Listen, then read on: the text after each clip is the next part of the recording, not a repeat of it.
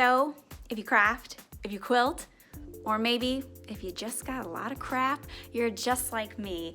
So gather your scraps, dig deep in your stash, get everything out that you've got, because look at the beautiful fiber art that you can make using everything you already have. This project is a fun way that you can work with your machine and create something beautiful in just a short session.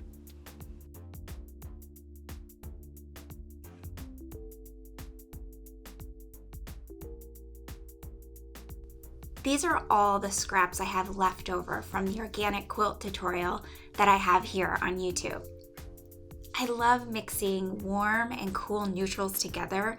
It's soft, it's subtle, it's super versatile, and I know I'm going to be able to use whatever I make from this in a lot of future projects. Don't be surprised if this fabric takes like 2 or sometimes 3 spools of thread, depending on how creative you get. To get started, you just want to lay a few scraps onto your water-soluble paper. These scraps aren't going to be tacked down in any way, so if you put too much on, it's going to be difficult to maneuver. I'm using a big stitch, like a basting stitch. You could use a zigzag or any other fun pattern. Just keep in mind that you're probably not going to see any of that on your first layer of fabric, so you might want to save the really fun and detailed stuff for the top. Try to let the fabric dictate where you sew. It's okay to sew through just the paper. However, the paper is going to hold up much longer if you're sewing through areas that have the fabric and the paper. So follow the trails of the little scraps.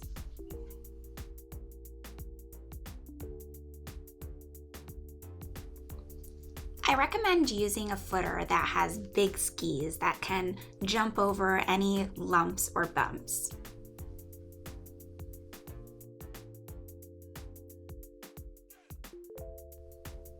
As you can see, I don't mind if the fabric flip-flops or gets wiggly. I think when it falls right side down, it actually adds more interest. Keep putting scraps in front of your footer to continue to build the fabric. As you build, you're gonna get some tangles, and don't be afraid just to use your scissors and cut that right off. There's no need to pull it out and figure out what's going on.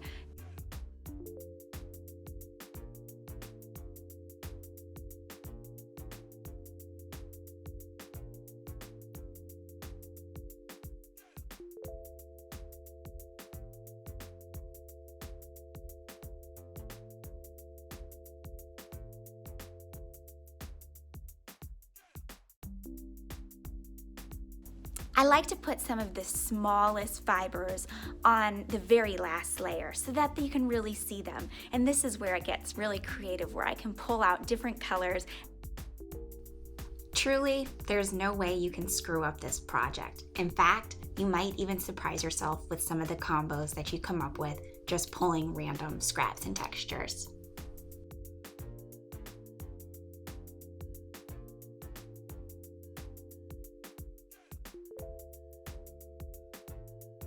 When you're almost finished, take a ton of circles and swirls around and make sure all of your fabric is really nailed down tight, depending on what you're going to use it for.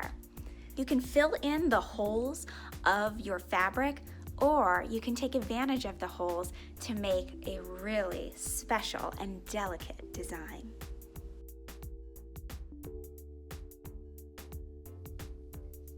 When you're satisfied with how your project looks, that's when you're going to put it in water to dissolve the paper.